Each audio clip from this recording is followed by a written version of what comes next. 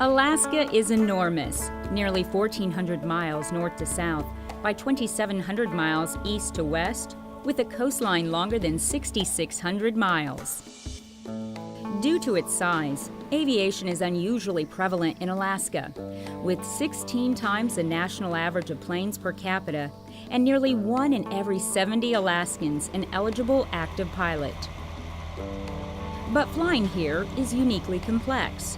Remote and rugged terrain, long harsh winters, and great distances between airports, fuel stops, and weather reporting points. Aviation in Alaska is huge because the lack of roads, a lot of rough, unimproved strips, so there's a lot of modifications done to aircraft that are targeted toward making aviation safer. Though Alaska's natural beauty beckons adventurers, flying conditions here can be unforgiving. As of mid-September 2015, 53 aviation accidents were recorded, with 12 resulting in fatal or serious injuries. Since 2005, the FAA's Anchorage Aircraft Certification Office, or ACO, has crammed numerous visits into the short Alaskan summers, with the general aviation population and operators out in the field to discuss ways to improve safety. The Anchorage ACO does outreach trips throughout throughout the state of Alaska, talking about those things that we have noticed either through the accidents, through studies that our office along with flight standards have done, and we look at things that can improve safety. The Anchorage ACO shares the latest data with owners, operators, pilots, maintenance workers, and association groups in the field. Alaska is, like I heard it said, the petri dish for the FAA.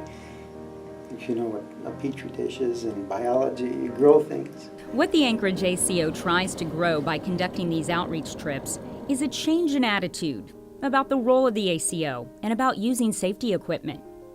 The ACO engages with Alaska's aviators by asking, what's going on? What can we help with? We actually are here to help out in any way we can. And we share with them things that we've come across. One of the big ones that we've done in the last few years has been particularly if you're flying to off-field areas, wearing a helmet.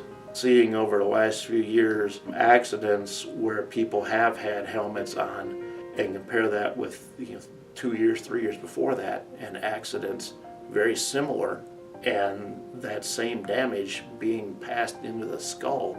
Here we had this accident, and we had a fatal injury as a result of it, and here we had this other accident, very similar, but the pilot was wearing a helmet, and he got banged up, but he was here to tell us, look at how banged up my helmet is.